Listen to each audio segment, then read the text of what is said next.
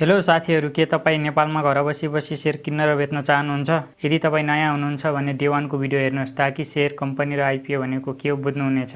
यदि हेरिसक्नु भएको छ भने आउनुहोस् आज डे 2 मा हामीले सिक्नेछौं शेयर बजारमा कसरी ट्रेडिङ सुरु गर्ने। यो सिक्न धेरै सजिलो छ र म तपाईलाई हरेक स्टेप गाइड गर्नेछु। तयार हुनुहोस् र यो भिडियो अन्त्यसम्म हेर्नुहोस्। नमस्ते साथीहरु, नेपाली अप्सन ट्रेडरमा फेरि तपाईहरुलाई स्वागत छ। शेयर बजार सिक्ने सिरिजको डे 2 मा आज हामी नेपाल स्टक एक्सचेन्ज नेप्सेमा शेयर किन्न र बेच्नका लागि चाहिने सबै कुराहरु सिक्ने छौं। तपाईले घर बसी शेयर कारोबार गर्नको लागि 7 स्टेप पूरा गरेको हुनुपर्छ। आउनुहोस् सुरु गरौं। Step 1 bank account. पहिलो स्टेपमा बैंक अकाउन्ट हुनुपर्छ। यदि तपाईसँग बैंक अकाउन्ट छैन भने तपाईले शेयर किन्न र बेच्न सक्नुहुन्न। त्यसैले तपाईले शेयर किन्न र बेच्नको लागि मोबाइल बैंकिङ भएको बैंक खाता चाहिन्छ। तपाईको बैंक खाता छैन भने तपाईले नजिकैको बैंकमा गएर खोल्न सक्नुहुन्छ, जसको लागि तपाईलाई नागरिकताको फोटोकपी, राष्ट्रिय परिचय पत्रको फोटोकपी, पासपोर्ट साइजको फोटो लगेर जानुभयो भने बैंकले खोलिदिन्छ। बैंकले कनेक्ट आईपीएस वा मोबाइल बैंकिङ सुविधा दिनुपर्छ, जसले तपाईले सजिलै ट्रेडिङ खातामा पैसा पठाउन र निकाल्न सक्नुहुन्छ।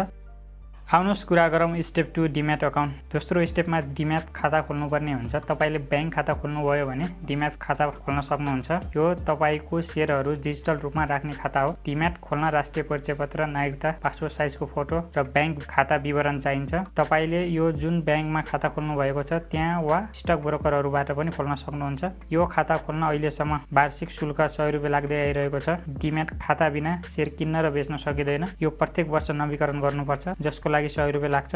एक वर्षको नगरे अर्को वर्ष त्यो एक वर्षको पनि जोडेर 200 रुपैयाँ लाग्छ। साउन 1 गतेदेखि असार 31 गते आर्थिक वर्ष समाप्त हुन्छ एक वर्षको। त्यसपछि फेरि रिन्यू गर्नुपर्ने हुन्छ।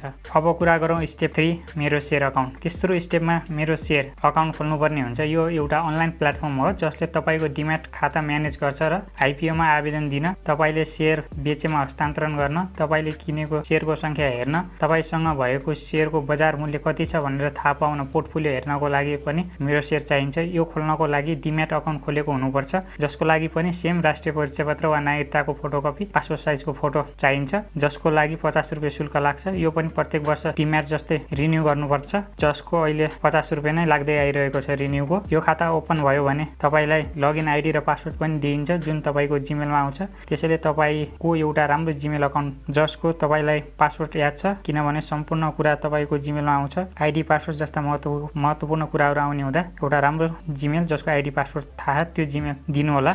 Step 4 broker account. चौथो स्टेपमा ब्रोकर खाता खोल्नुपर्ने हुन्छ। शेयर किन्न र बेच्नको लागि तपाईलाई नेप्सेमा लाइसेन्स प्राप्त स्टक ब्रोकर चाहिन्छ। नेप्सेको वेबसाइटमा 50 देखि 88 वटा ब्रोकरहरूको सूची छ। तपाई आफ्नो नजिकै कुन ब्रोकर छ र सर्भिस कस्तो छ, टाइममा पेमेन्ट गर्छ गर्दैन बुझेर आफ्नो ब्रोकर अकाउन्ट खोल्न सक्नुहुन्छ, जसको लागि पनि तपाईलाई तपाईको राष्ट्रिय परिचय पत्र वा नागरिकता, demat account number, passport size photo र एउटा केवाईसी फर्म भर्नुपर्छ। यो खोल्न अहिलेसम्म कुनै शुल्क लाग्दैन, फ्रीमा खोल्न सक्नुहुन्छ।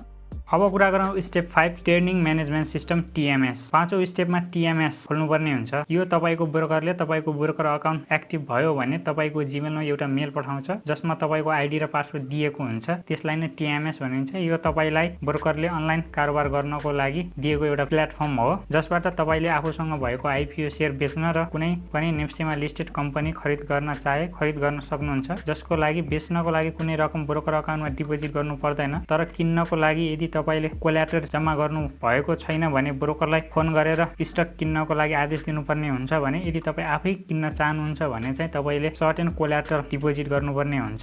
Step 6 mobile banking. छैटौं स्टेपमा तपाईको मोबाइल बैंकिङ पनि हुनुपर्छ। तपाईको बैंक खातामा मोबाइल बैंकिङ एक्टिभ छ भने तपाईले सजिलै आफ्नो ट्रेडिङ खातामा पैसा पठाउन सक्नुहुन्छ। साथसाथै कुनै स्टक किन्नुभयो भने ब्रोकरले पेमेन्ट गर्दा ब्रोकरको अफिसमा जानुपर्ने झन्झट हुँदैन, सजिलै पेमेन्ट गर्न सक्नुहुन्छ, जसको लागि पनि तपाईलाई मोबाइल बैंकिङ चाहिन्छ। यो सजिलो पनि छ, सुरक्षित पनि छ। Final step 7 internet and device. सातौं स्टेपमा इन्टरनेट र मोबाइल वा ल्यापटप तपाईसँग हुनुपर्छ, जसमा इन्टरनेट होस्, जसमा तपाईले टीएमएस र मेरो शेयर प्रयोग गर्न सक्नुहुन्छ, जसबाट तपाईले सजिलै घरमा बसेर शेयर किन्न र बेच्न सक्नुहुन्छ।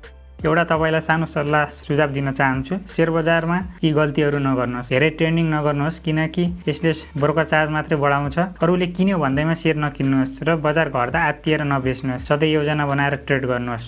यो भिडियो मन पर्यो भने भिडियोलाई लाइक गर्नुहोस् र कमेन्टमा तपाईको शेयर बजार सम्बन्धी प्रश्न छन् भने लेख्नुहोस् र नेपाली अप्सन ट्रेडरलाई सब्स्क्राइब गर्नुहोस्। डे 3 मा हामीले जान्नेछौँ नेप्से र 7 भनेको के हो, तपाईलाई ब्रोकरले टाइममा पैसा दिएन भने के गर्ने, शेयर बजारमा भएको चलखेल कसले रोक्छ, लगानीकर्ता जनतालाई अन्याय पर्यो भने कहाँ जाने जस्ता प्रश्नहरूको उत्तर हामी डे 3 मा जान्नेछौँ। आजलाई यति नै। हस्त नमस्ते, फेरि भेटौँला अर्को भिडियोमा। धन्यवाद।